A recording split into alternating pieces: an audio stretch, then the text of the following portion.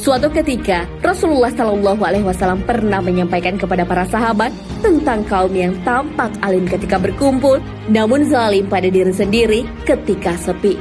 Kaum ini muncul pada akhir zaman.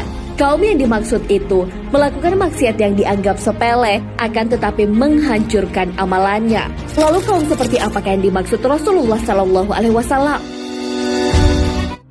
Sahabat beriman, sebagian manusia kerap menganggap remeh perkara dosa. Mereka melakukan maksiat yang dianggap sepele, namun ternyata dapat menghapus amalan yang telah diperbuat. Meskipun perbuatannya tidak menyakiti orang lain, namun tetap saja melanggar larangan Allah Subhanahu wa Ta'ala. Perbuatan itu dilakukan di kala sepi. Sebagaimana yang diceritakan Rasulullah Shallallahu Alaihi Wasallam, di akhir zaman akan ada manusia yang terlihat alim, namun zalim pada diri sendiri. Kondisi ini sejalan dengan perkembangan teknologi informasi saat ini. Perkembangan internet kian memudahkan manusia untuk mencari hal-hal yang diinginkan, seperti menonton film porno, melihat gambar-gambar yang tidak senonoh, hingga membaca artikel yang dapat mengundang syahwat. Perbuatan itu sangat dilarang agama.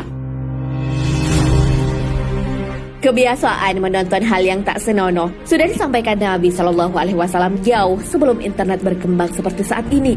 Dari Sauban, Rasulullah Shallallahu Alaihi Wasallam bersabda, "Sungguh, aku mengetahui suatu kaum dari umatku datang pada hari kiamat dengan banyak kebaikan semisal gunung Tihamah. Namun Allah menjadikan kebaikan tersebut menjadi debu yang bertebaran." Sauban berkata, "Wahai Rasulullah, coba sebutkan sifat-sifat mereka pada kami supaya kami tidak menjadi seperti mereka, sedangkan kami tidak mengetahuinya." Rasulullah Shallallahu Alaihi Wasallam lalu bersabda kepadanya, "Adapun mereka adalah saudara kalian. Kulit mereka sama dengan kulit kalian. Mereka menghidupkan malam dengan ibadah seperti kalian. Akan tetapi, mereka adalah kaum yang jika bersepian mereka merobek tirai untuk bisa bermaksiat pada Allah." Hadis riwayat Ibnu Majah.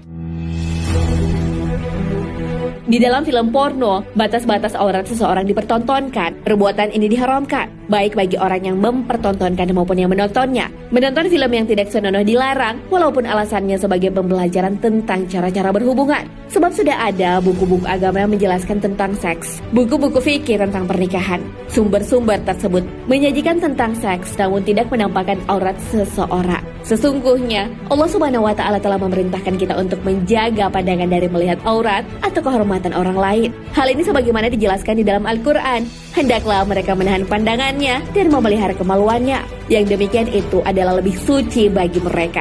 Sesungguhnya Allah Maha mengetahui apa yang mereka perbuat. Katakanlah kepada wanita beriman, hendaklah mereka menahan pandangannya dan kemaluannya, dan janganlah mereka menampakkan perhiasannya kecuali yang biasa nampak daripadanya. Al-Quran Surah An-Nur ayat 30 hingga 31. Senada dengan ayat tersebut, Rasulullah Shallallahu Alaihi Wasallam juga melarang melihat aurat seseorang laki-laki terhadap laki-laki yang lain. Ini juga berlaku bagi wanita terhadap wanita lain, baik itu dengan syahwat maupun tak syahwat. Rasulullah Shallallahu Alaihi Wasallam bersabda, "Janganlah seseorang laki-laki melihat aurat laki-laki lain, dan janganlah seorang wanita melihat aurat wanita lain. Janganlah seorang laki-laki berada dalam satu selimut dengan laki-laki lain, dan janganlah seorang wanita berada dalam satu selimut dengan wanita lain." Hadis riwayat Al-Baihaqi.